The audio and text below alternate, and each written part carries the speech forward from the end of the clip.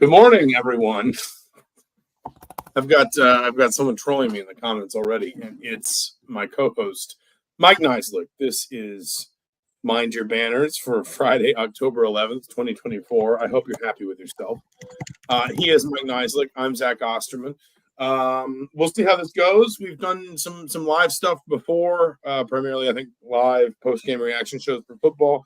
Not every podcast will be live, but we'll probably start doing these more often. If people want to get involved in the comments, that is more than welcome. I think today we are going to take stock of Indiana football at the halfway point. Mike, obviously, we spent Monday talking primarily about media day takeaways. We said we'd probably get together later in the week to focus more on football. Has it been a good bye week for you? It's been fine. What's that mean? You just it has been fine. That's how I would define it. Okay. All right. Well, I'm glad it's been fine. It is the first of two bye weeks for Indiana this season. It's an unusually sort of expanded calendar. Comes at a good time. Indiana's played 6 games, won all 6. Obviously, not maybe with the result a lot of experts were expecting. One impressively. Certainly, you look at where Indiana is in the national rankings. You look at where Indiana is in sort of the analytics and different things like that. Clearly, there are not a lot of people that think that, Indiana is not, I guess, quote unquote, for real, I suppose, would be the best way to put that. But I do think, Mike, it's fair to say everyone is anticipating Indiana's second half of the schedule, because I think we will learn a lot more about this team over the last 6 games. After sort of the first 6 games, ultimately, because Indiana played so well, turned into such a sort of scene setter for this group. Was there a question in there? No, I was leading you in. Leading me in? Yeah, I mean, what we've talked about, that, look, they set themselves up to possibly be in the Big Ten title game, to be a contender for the college football playoff. I mean, what more can you ask from a team in their first year with the head coach? And I think everything's in front of them, and the competition level ranks up, but should be an interesting 7 weeks here. Yeah, 7 weeks. Is it 7 weeks till glory? 7 weeks till history? What are we calling this stretch? I don't know if it has a nickname. 7 weeks till the end of the season. So through the first 6 games, I mean, we'll rehash some of this. Obviously, I think Indiana fans are pretty well familiar with it at this point. Indiana's undefeated. Indiana has not won a game by fewer than 2 touchdowns. Indiana has not trailed yet this season. Indiana, I think, is 18th and 20th in the 2 national rankings. If you look at the FPI, Indiana is I had them here and then I lost them. Indiana's 14th in the Football Power Index, which is ESPN's, kind of analytics.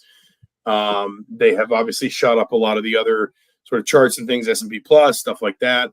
The FPI projections right now have Indiana going 10-2, and they give the Hoosiers actually a 51.9% chance. So essentially a coin toss chance of making the college football playoff. I think there have been some really strong individual performers. I think Curtis Rourke deserves a lot of credit, obviously. I did a sort of a mini tweet thread about this yesterday or the day before. I can't remember which, but I think we're probably underappreciating how good Indiana's running back rotation has been, which by extension is a way of saying we're underappreciating how good Indiana's offensive line has been.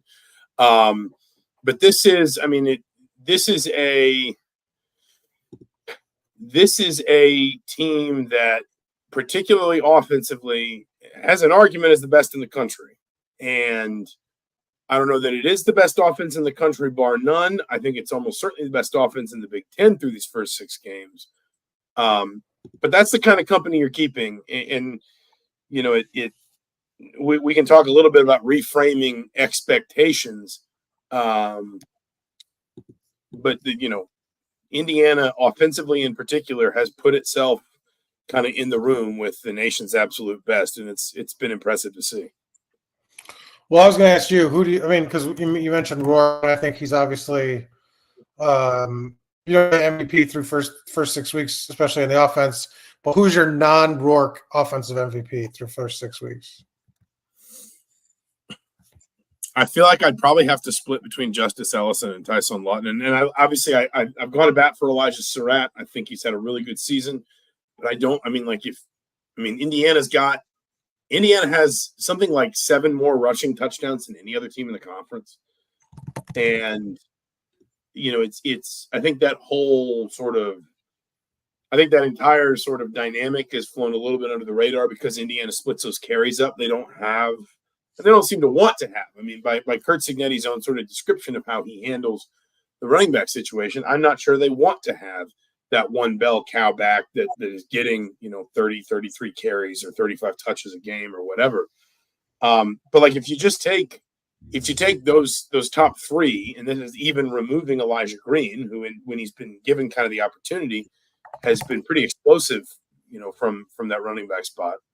But if you take those kind of established top 3 of Lawton, Ellison, and Black, and you blend their numbers together, you basically get a running back or at least a backfield that's as good as any in the Big Ten.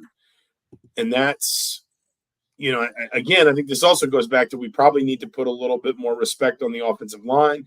And in fairness, I think you and I both in different ways said last season we felt Indiana's offensive line showed improvement. It just didn't lead ultimately to making the kinds of plays that was winning Indiana enough football games. Now it feels like you've got an offensive line that's taken another step forward with better play calling behind it, leading to more explosive plays, better third down conversions. Sarcastic Mike OTF posted in the comments, Indiana's first team offense has scored in every single time in the red zone that it has tried. And that is true with, I think, one exception, but Indiana's only 3 failed red zone possessions were all basically in garbage time. So the point is, I lean to those 2 running backs because between them, they have given Indiana a balance and they've kept Indiana on schedule, and they've helped Indiana finish in the red zone in ways that have been really impressive, in ways that, frankly, this program was really missing the last 2 or 3 years. That's not the right answer. Surratt was the right answer. Well, no, but particularly, I think down the stretch in the last 2 games, he's sort of taken over. His toughness, I think you've mentioned a couple of times. I don't know. It's been sort of a defining. I think has lifted this team. Last 2 games, he had 7 receptions, over 125 yards. And it's been dominant. I think the rushing offense has been better than I think we thought. I think it's been as good as what the coaches thought, but I think their numbers are sort of really inflated from the non-conference portion of the schedule. And if you look kind of in the Big Ten against Big Ten opponents, it's much more average. And not to say it's been bad in the conference, averaging less than 4 yards per carry. Just the 7 touchdowns versus non-conference, they averaging over 6 yards a carry with 16 touchdowns. But I think the red zone performance has been really strong across the board from them, and that's sort of I think what stands out. But I think with this receiving group, I think it's been sort of one of the bright spots of the entire team, and I think Surratt's sort of leading the way. And I don't think you can kind of ignore the fact that when they've needed a hard catch in the Big Ten, it's gone towards him. And, I mean, you brought up his physicality. I think that's been important, too. I don't think it was like it wasn't going to be a surprise to me if Indiana was going to be able to pass the ball well this year.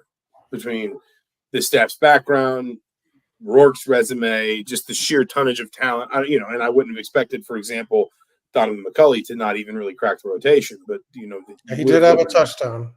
He had the one, but you looked at that receiver room, and at least in bulk, you felt like there were enough pieces there. I just didn't expect Indiana, and I take your point about conference only numbers. I just didn't expect Indiana to be quite as productive on the ground, and I think in particular it has made a difference for this team in the two areas that I think that if we're talking, about statistical differences between last year and this year, I think two of the big ones for me, and I've hammered this for a few weeks now, third downs and red zone situations. And those running backs have been crucial in both of those. Now, Curtis Rourke has been probably the most important piece actually in both those situations. Rourke has 10 touchdown passes in the red zone, which is an impressive number. It's usually supposed to get harder for quarterbacks in the red zone. He hasn't really slowed down there. And obviously Rourke has been really good both at keeping Indiana on schedule, so third downs are manageable. And then, there have been times like the UCLA game where he's just outstanding on third downs of his own right. But you were asking me for my non-Rourke offensive MVP, and so that's where I've been to. Similar question on the defense. Who's the non-Mikel Kamara defensive MVP award? This gets into maybe an interesting conversation about one of the few negatives of the first 6 weeks is I'm not sure it's not Jalen Walker. And Aiden Fisher's been more productive statistically. And Fisher's definitely in that conversation. And obviously Fisher also has the added element of being the green dot, the guy with the headset in his ears. But Walker is the one, and I thought it was actually somewhat pronounced the way Indiana, kind of struggled, at least briefly. And I thought they made some good adjustments late third and in the fourth quarter, but Indiana looked less capable defensively without Jalen Walker on the field at Northwestern because they can ask him to do so many different things. They can line him up in coverage in the slot. They can obviously play him heavy against the run. It was a non-conference game, but I think there was a point where they even stretched him out to the boundary against somebody. I think Walker is such an athletic and versatile defender that I thought it was noticeable when he wasn't on the field anymore against Northwestern. And I think that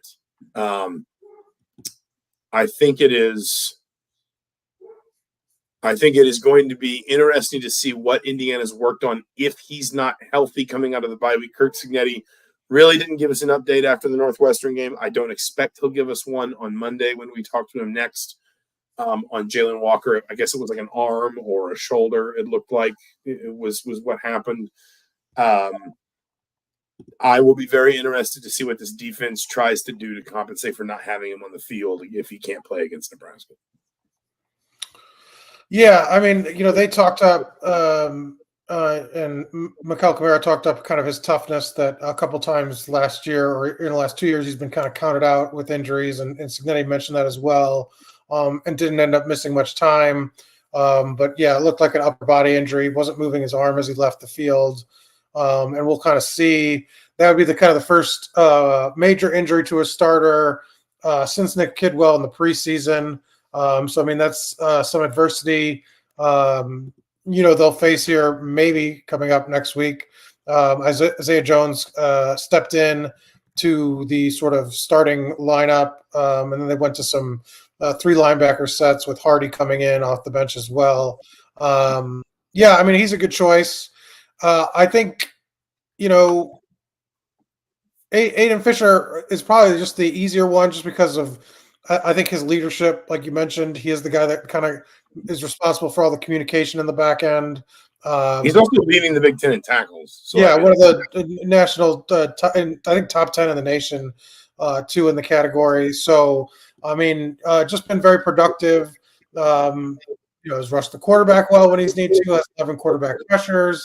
Done pretty good in coverage in terms of not allowing, any busts back there and sort of covering a lot of ground like Walker. But I don't think either choice is a wrong answer like the one you had on offense. I do think the other thing about Walker's potential injury is it is a bit of a reminder that there's still some spots in this team, and Indiana's been relatively fortunate with injuries. And I know there's things you can do to prevent them, and there's ways you can manage guys' bodies and what you do in practice and stuff. to keep guys from wearing down. But there's also just times when you just suffer bad luck. Something gets twisted the wrong way, you land wrong, whatever. I also think Walker's injury, if it does endure beyond the second half of the Northwestern game, and that's one where the bye may be well timed, but if it's not, or if it's not enough, it's a reminder that there are still some spots on this team where Indiana doesn't have a lot of depth. And, I think we've seen maybe that defensive tackle rotation get a little deeper than we expected. I guess I'm not sure if the defensive end rotation isn't deep or if they've just chosen – if they just don't feel like they need to rotate that much right now. Like if somebody got hurt, it's not a rotation. When you talk about in terms of they played about 330 snaps on defense, in sort of non, just looking at the PFF snap numbers, and Kamara's played 310 or 313, and Linnell Carr's played 274. So, it's not really a rotation. It's those two guys and get that. Or just like if they had to go to someone like Jacob Mangum-Farrar, I wouldn't necessarily sit here and say I can guarantee you that's going to be a huge drop off. The way that I'd look at more of, to be honest, they've put rotated in like Burris at tackle and had him kind of be out to the edge, and even rotated Carpenter out to the edge and put Kamara at tackle. They've done more of that than Mangum-Farrar's only played shockingly 23 snaps this season. Yeah, no, it's they have stayed relatively tight on that in group, but the difference is I look at as promising as he's looked in moments. If Elijah Hardy is your backstop to Jalen Walker being out for a while, and because they've played Isaiah Jones a decent amount, even as kind of a third backer. They rotated him in a fair bit. Obviously, when he's their 4-3 guy. He's their 4-3 guy. If Walker's out, you imagine that means Jones starts, but then that means Hardy is probably seeing some, a meaningful number of snaps off the bench. If that's kind of your backstop against one of your top two linebackers getting hurt, he's a true freshman. Again, I think he's looked good at times, but not a lot of true freshmen are ready in a position like that where, I'm not sure there's a position in the defense where you have to blend physicality and athleticism with your ability to think your way through a game play to play the way you do at linebacker. There's so much to read. There's so much to communicate. You can at any given time, you could literally be asked to do basically anything in a way that kind of nobody else has to embrace at the same time. Anyway, my point is just I think that you lost it. No, I didn't. No, my point is just that I think if you are looking at a longer term, let's say more than 2 to 3 weeks without Jalen Walker, at the same time that your schedule starts to get tougher, I do think that's where I remember we said in the preseason we thought Indiana might have to win some shootouts. We thought Indiana might have to win some games, 35-31, 45-35, something like that. So far this season, Indiana hasn't allowed more than 28 points in a game. That's a pretty good number. If you're having to live without Walker, that you might have to get more into that kind of offense wins you games for a little while. On the since you kind of talk about some of the opponents, one thing I written down was obviously Ohio State looms large, and I think that's easily obviously the hardest game on the schedule. But what do you rank sort of as the next? What game are you most interested to see how Indiana plays, or what's the next hardest opponent? What the next hardest opponent? But the one that I would circle is Nebraska. Number one, Nebraska is better defensively than I think people realize. They've played some better teams, frankly, than Indiana has offensively. And they haven't won every one of those games, let's be clear. But they have played, some better teams. And they are, if you look at, I'm pulling up their conference stats right now. If you look at scoring defense, they're allowing 11.3 points per game. Rushing defense, they're top 5. So is Indiana, to be clear. I'm not trying to knock on Indiana. They've been a little bit more modest against the pass, but they're still allowing fewer than 200 total passing yards. They were firing some statistic around, and I forget what exactly it was, and some people kind of debunked it, but basically it was about how many sacks and tackles for loss they have. They lead the conference in both numbers. And they are, if you look at turnover margin, they are one of only 4 teams in the conference to have gained double-digit turnovers, to have forced 10 or more turnovers through these first 6 games. So my point is that team is very real on defense. Now, I think the flip side is it's a little bit more limited offensively. I think their passing game can kind of come and go a little bit. You are dealing with a freshman quarterback. I think if I'm not mistaken, they've had some injury issues along their offensive line. They've had to win some games, that I think people point to, for example, the way they had to win that Purdue game. And obviously that's a Purdue team that has just kind of been giving up points for fun against anybody else, at like Power 4 level that it's been playing. They beat Rutgers in a very defensive game, 14-7. But that to me is, absent maybe Ohio State and I guess possibly Michigan, the best defense Indiana's going to see the rest of this season. And I bring that up because, for better or worse, what I think wins, if Indiana winds up shooting the moon this season, let's say 10 or more wins, at very least in the playoff conversation, go into a high-level bowl, winds up with something that we would comfortably describe as the best season in program history. If Indiana pulls that off, then I think we can all recognize it's probably offense that's going to drive that particular car. Indiana's been good defensively, but Indiana has been great offensively. And frankly, especially for this program, is setting a pace that is generationally great offensively. And if Indiana can go out against Nebraska and play the way on offense that it's been playing against Northwestern and Maryland and UCLA, then that's when I start to think, okay, this team might be able to score enough points to beat basically anyone left on its schedule. Maybe not Ohio State, and that game's also in Columbus, so that dynamic's a little bit different too. And listen, I know that Ohio State, Indiana probably isn't always the best atmosphere in Columbus. If Indiana shows up ranked in the top 15 and in the running with Ohio State for Big Ten, for Big Ten title, trust me, you'll get Ohio Stadium in full voice. But if you can beat this Nebraska team, and especially if you can do it, I'm not saying you have to blow them away, but especially if you can do it, like let's say, for example, Indiana basically plays the same game against Nebraska and gets roughly the same result that it did against Northwestern, then that's when I think you start wondering if Indiana can go 11-1, because that's going to be, other than probably Ohio State and maybe Michigan, the best defense this team's going to play the rest of the year.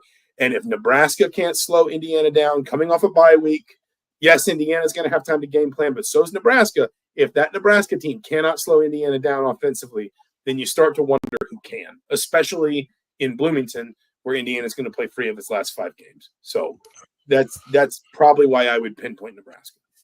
Well, I think that a sneaky candidate for this is Washington. You're wrong. You did not look at any of the stats for Washington, because they are actually statistically by far and away the best defense Indiana faces in the second half outside of Ohio State. Only allowing 125 passing yards per game. Has held 3 opponents to less than 10 yards. 10 yards? To 10 points, sorry. Less than 10 yards. 10 yards. That's how impressive. But also, what I'm interested about Washington is that they probably have the best quarterback that Indiana might face in the regular season all year. That might be true. That I will agree with. It's either Rodgers or Howard at this point. And I mean, and Rodgers obviously the most spirit. Rodgers' numbers. I mean, you want to talk about more Curtis Rourke than Curtis Rourke. 73% completion percentage, 1,600 yards, 12 touchdowns, 1 interceptions. One interception has been really, really good. His top target, Denzel Boston, 6'4". Really, the Indiana hasn't faced somebody like that. And I think their secondary has at times, they haven't needed to be great because they've rushed the passer so well. But D'Angelo Pons got run on a little bit at Maryland, against Maryland, and Washington might be sort of a, coming off the Nebraska game. If they win that, then they got the rivalry game the next week, kind of like a little bit of a trap there. And Washington, a team you wrote off after Big Ten Media Days. But in all seriousness, is a team that I think only had one returning starter from last year, so obviously had a significant rebuild like Indiana did. I think is an intriguing opponent just because when you're going against a quarterback that can change the game like that, I think it'll be a good test. Is how I would say. Is Denzel Boston, and I'm finding conflicting. Is he David Boston's son? Are we getting to that age? I think he might be. I'm not positive about that. It does not say that on his Wikipedia page, apparently. It doesn't say it on his Washington page either. I found a couple places that cited him as David's son, but I'm not going to go crazy deep into that. I will give you Washington to a point. I would push back on the idea of Will Rogers being more Curtis Rourke than Curtis Rourke. When they played the same number of games, Rourke is completing a higher percentage of his passes, has thrown for more yards and more touchdowns, and is averaging almost 2 more yards per attempt. Other than that, I will broadly agree with you that Rogers is probably the best quarterback. It's either Rogers or Will Howard, and Will Howard ultimately is partly going to be a function of the fact that he's got at least 2 NFL-level wide receivers to throw to. And I'm not taking anything away from him, but like when you're the quarterback at Ohio State, and Boston may well be an NFL caliber wide receiver too, but he's one. Ohio State's got at least one, probably 2, and I know one of them's a freshman, but man, he doesn't play like a freshman. So I still, though, I also think there is the intangible of if Indiana, what is the way to put this? If Indiana wins that Nebraska game, then I think suddenly the momentum grows again. Like it's almost like if Indiana started with these first 6 games, won these first 6 games, you get a groundswell of momentum. I think every win from here almost like kind of doubles what's already there, because Nebraska's sold out. If you sell out Nebraska, you're going to sell out Washington. That I would be shocked if that Michigan game's not a sellout. You may have some Michigan fans that make the trip down, but I'd be stunned if that's not a sellout. I also think we're looking at, I'm on record as, I'm on record as believing it's going to be a big noon kickoff weekend this weekend. But then you kind of cast your eye ahead a little bit. Washington could be a Saturday night game, NBC, possibly. I don't think they're going to play that game at noon with a team coming from the West Coast. You don't think there's any chance I really don't. Picks that game? I don't. You've asked me that question so many times that I wonder if you have a source at ESPN that has told you that they're going to pick it, and you're just getting ready to like do the Scooby-Doo reveal and just pull it off. Let's see who you really are. Because they're looking for good stories, right? No. McAfee seems like he's in love with Curt Cignetti. He's obviously a big part of the show. The other thing is you could save that game day trip for Michigan, because IU might still be at worst like 8-1 going into that Michigan game. You can bring game day to town for that one, or you can bring CBS to town for that one. One of the two. Has game day been here? Game day has been here one time, but it was for a Thursday night opener. So it was Thursday game day. It was like game day light. It was like a season opener. Yeah, it was Tom Allen's first game as head coach. They played Ohio State here. Game day was here. Whole set was here. Corso, Kirk Herbstreit, Reese Davis. Do they have a guest picker? I don't think so. No, because I don't think they. Alex Graham Alex says game day with an asterisk, and I do agree. Long time listener, Alex Graham. This sounds like game day light. It's like game day zero. Is like what it's like. It was like diet game day basically. Yeah. One of my other questions I had listed, since you're an IU alum. I don't know if you broadcast that or not. Who would be your pick for guest picker? Ooh. That's a good question. I've never thought about that. Me. I that was your. I was gonna say that, not Zach Osterman, who is your guest picker. Would John Mellencamp do it? But is that right? Since he didn't go here. Well, but he lives here. But is the requirement? Isn't it? No, the requirement is not. You went. Katy Perry did guest picker for Ole Miss once. Like, I mean, you don't. Unless I'm wrong, Katy Perry. Well, I was looking at because I didn't know a lot about the alums here. There's some interesting ones. Lee Majors went to Indiana. Did he? I honestly don't know. Kevin Kline went to Indiana at some point. Yeah, Kevin Kline went here. Mark Cuban. I feel like Cuban would be a pick. I mean, I feel like that's too obvious because I feel like sometimes sometimes the college game day picker is obvious. Like sometimes it is. College game day. I would go unique. I would try something a little different. I mean, Cuban does say, Alex again chiming in with Cuban, and I do think that's sort of the obvious path. But Lee Majors, Joe Buck would be the other one that I think, because Joe Buck is ESPN now, right? Because he's Monday Night Football. So I think, and he's been very vocal recently. A lot of stuff's been going viral of him talking about doing the, him talking about IU during the broadcast and things, and getting Troy Aikman on board. I feel like it might be Joe Buck, because the other thing is Buck would be good there in the sense that Buck would also know a lot about, at least enough about some of the other games he was picking. Obviously, he's on TV, so there's a level of sort of like comfort in that setting.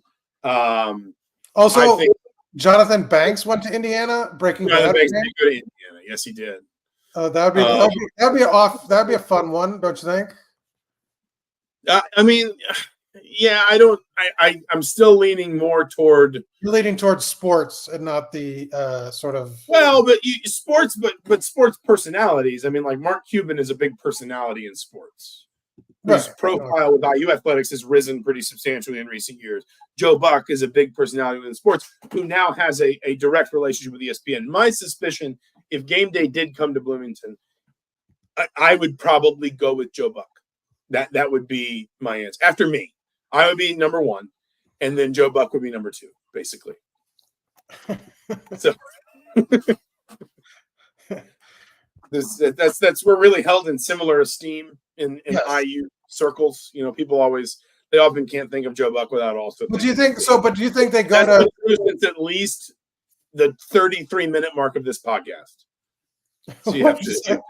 I said that's been true since at least the 33-minute mark of this podcast. But, yeah, and I mean, I don't know if they do Mellencamp if they make him say no, just because he would be a big get, in terms of fan appeal, Alex Graham says I want Chronic to do it and have the Bob Knight picture obscuring his face the whole time. That'd be pretty good. We're going to get Chronic back on the podcast. It's been a while. He's on vacation all week this week. We're not going to bother him while he's down at the beach. A hurricane might do it, but we're not going to. We obviously hope everyone that's been affected by these last couple hurricanes is doing okay. Talking about Game Day, talking about Curtis Rourke, talking about all this. I sort of posed this in our post-game podcast, but we obviously couldn't get too deep into it after Northwestern. Like, to what extent do you reframe the narrative around this team now, basically? Because on the one hand, yes, the toughest tests on their schedule remain. I think, there's maybe one team, maybe two, probably just one left on their schedule that is not demonstrably better than the six they've already played. I understand why people are still at a national level, at a playoff level, at a Big Ten title level, saying, hey, we still need to see a little bit more to be sure. But on the other hand, it kind of goes without saying at this point, I think I had probably a more optimistic outlook than most people to Indiana's first 6 games, and I did not pick them to go 6-0. I certainly would not have expected them to look this good, this competent, this efficient, this ruthless, this, just sort of, just this good, frankly. When we sort of set aside or ball up and throw in the trash the old sort of conversation around Indiana, which was, can Indiana get to a bowl in Curt Cignetti's first season? Can they take advantage of the schedule?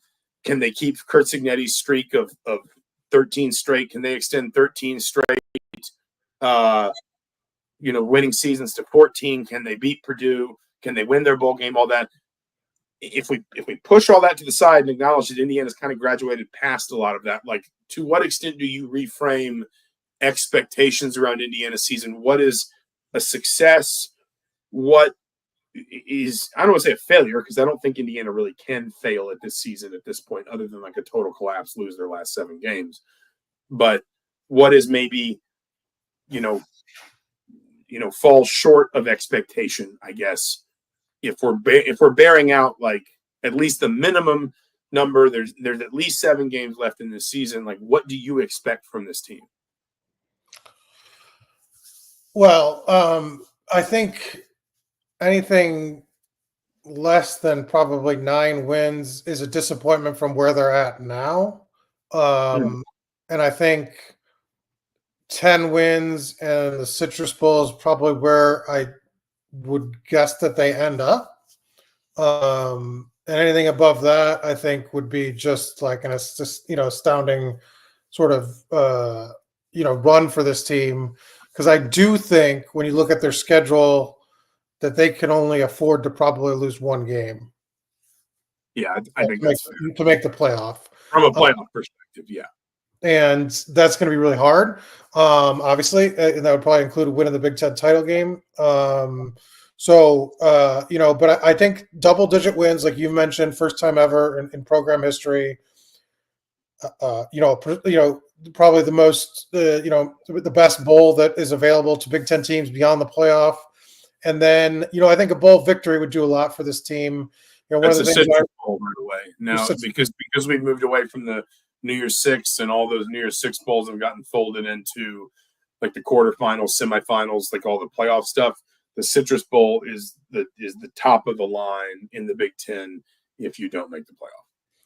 Yeah, and I wrote before the season, I think that you'll have a lot of buy-in for a bowl game here in terms of, players not opting out. A lot of those JMU guys sort of wanted to sort of give Curt Cignetti sort of like a signature win, not that they haven't had it yet, in terms of, success this season, but I do think that would be a meaningful sort of milestone for this team to sort of go out win a bowl game against a quality opponent in a quality bowl game, is sort of how I would look at it.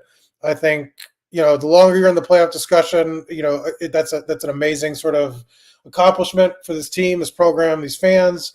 But I do think that's a hard road just because of the schedule just isn't going to, we said that the schedule benefits Curt Cignetti in a lot of ways, but this isn't one of them. Do you think if Indiana goes 11-1, and let's say they win, I don't want to say they win all of them super comfortably, but let's say that they keep winning with the same general sort of tenor of these first 6 games, like they beat Michigan by 10, they beat Nebraska by 14, they win on the road in a tough game at Michigan State, and they lose at Ohio State.